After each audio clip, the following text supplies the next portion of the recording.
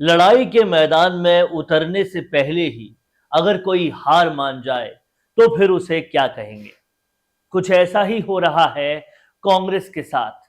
और राजस्थान की राजधानी जयपुर के प्रत्याशी खुलेआम कांग्रेस में हार मानते हुए दिखाई दे रहे हैं। हरावल दस्ता अगर ऐसे कांग्रेस को ना कहें तो क्या कहें। बीजेपी ने एकदम फ्रेश और नया कैंडिडेट जयपुर शहर से उतारा है, मंजू शर्मा को। और अनुभवी और कई बार विधायक रह चुके कैंडिडेट को उतारा है कांग्रेस ने, प्रताप सिंह खाचरियावास को। लेकिन इसके बावजूद प्रताप सिंह खाचरियावास पूरी तरह से खुलेआम हार मानते हुए लोगों से दया मांग रहे हैं।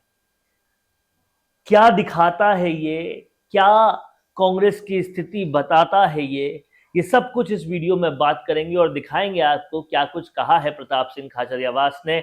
आप जुड़े रहिए इस वीडियो में हमारे साथ, वीडियो को आखिर तक देखिएगा। और अगर आपने राजस्थान संवाद को अभी तक सब्सक्राइब नहीं किया है तो तुरंत कर लीजिए, ताकि खबरों के ऐसे विश्लेषण आपको लगातार मिलते रहें। प्रताप सिंह खाचरियावास यानी कि वो नाम जो कांग्रेस की सिविल लाइन सीट से कई बार जीते हैं, मंत्री बने हैं और कांग्रेस के हमेशा बेबाक मंत्री की छवि रखते हुए आगे बढ़े हैं। हालांकि उनके नाम से कंट्रोवर्सीज भी बहुत जुड़ी है, कई बार उनका नाम बाहुबली विधायक के तौर पे भी सामने आया है। लेकिन इस सब के बावजूद पिछला विधानसभा चुनाव वो बहुत बुरी तरह से हारे और ऐसे प्रत्याशी के सामने हारे जो बिल्कुल पहली बार के विधायक थे। लेकिन फिर भी कांग्रेस ने पहले एक टिकट घोषित करके सांसद का उनका टिकट काट कर फिर प्रताप सिंह खाचरियावास को वापस टिकट दिया। और इस टिकट के मिलने के बाद प्रताप सिंह खाचरियावास खुलेआम बीच बाजार में लोगों के सामने ये कह रहे हैं कि मैं तो टिकट नहीं चाहता था, मैंने टिकट के लिए मना किया था, फिर भी पार्टी ने मुझे टिकट दिया। और भाजपा की स्थिति बहुत मजबूत है, यहां लगभग 6 विधायक हैं, कांग्रेस के केवल 2 विधायक जीते हैं।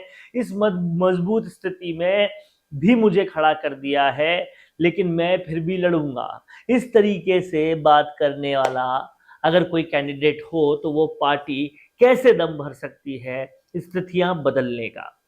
सबसे पहले आप सुनिए प्रताप सिंह खाचरियावास ने क्या कहा है।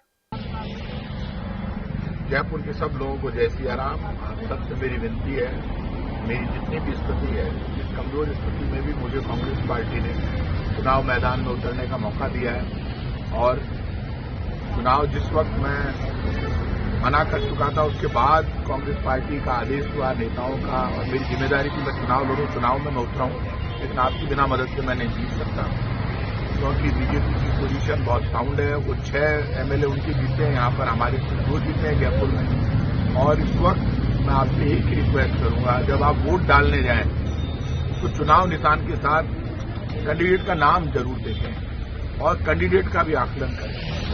और मैं आपसे विनती करूंगा, चाहे कांग्रेस हो चाहे बीजेपी, विपक्ष में सड़कों पर हमेशा हम लड़े हैं। जयपुर परेशान है। इंस्पेक्टर राज से यूडी टैक्स के नोटिस घरों पर चिपका दिए हैं, स्कैन कर दिए। पहले मैं हाउस टैक्स के लिए लड़ा, हाउस टैक्स खत्म हुआ, हम ही ने खत्म किया, हमारी सरकार ने पहले मुकाबला किया। अब यदि हम लोग आपके आशीर्वाद से जयपुर जीतते हैं तो इस बार यूडी टैक्स खत्म, यूडी टैक्स नहीं लगे, वसूल नहीं करें।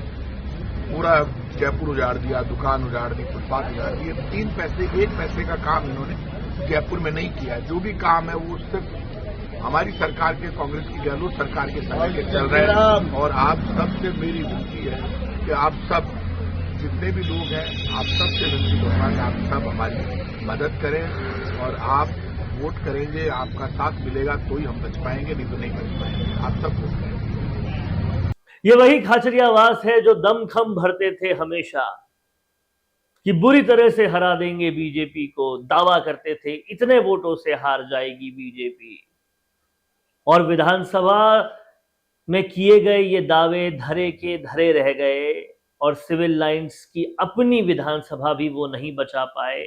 कांग्रेस ने ऐसे कैंडिडेट को टिकट दिया जो विधानसभा में भी हार गए, और यहाँ तो फिर भी प्रधानमंत्री मोदी की छवि साथ में आती है, तो यहाँ जीत पाना तो और भी ज्यादा मुश्किल है। ऐसे में प्रताप सिंह खाचरियावास खुल के सामने आए और खुल के अपनी हार लड़ाई शुरू होने से पहले ही स्वीकार कर ली। यही नहीं, कई और जगह के प्रत्याशी भी इस तरह की बातें करते सुनाई दे रहे हैं और साफ साफ कहते हुए सुनाई दे रहे हैं कि कांग्रेस के जीतने के कोई आसार नहीं है। ये जब खुद कांग्रेस के प्रत्याशी कहे हैं, तो फिर किस तरह से कांग्रेस के उन कार्यकर्ताओं में जोश आएगा, कांग्रेस के उन वर्कर्स में मोटिवेशन आएगा कि वो जीत के लिए काम करें। हतोत्साहित लग रही है पूरी तरह से कांग्रेस, और ऐसे में बीजेपी को बिना कुछ खास किए ही एक बहुत ही बड़ा लीप ऑफ फेथ मिल रहा है। और ऐसे में क्या कुछ लगता है कि लोकतांत्रिक इस देश में अपोजिशन अगर इलेक्शन से पहले ही इस तरह से हार मान ले, तो फिर देश में एक ही पार्टी बड़ी हो सकती है और वो बीजेपी हो रही है। ये लोकतंत्र के लिए अच्छी बात नहीं है, लेकिन कांग्रेस को देश की सबसे पुरानी पार्टी होने की लज्जा और लाज कम से कम बचानी चाहिए थी। और इस तरह से हरावल दस्ता बनते हुए जो उनके प्रत्याशी हैं, उन पर कुछ डिसिप्लिन रखना चाहिए कि इस तरह की बयानबाजी ना करें।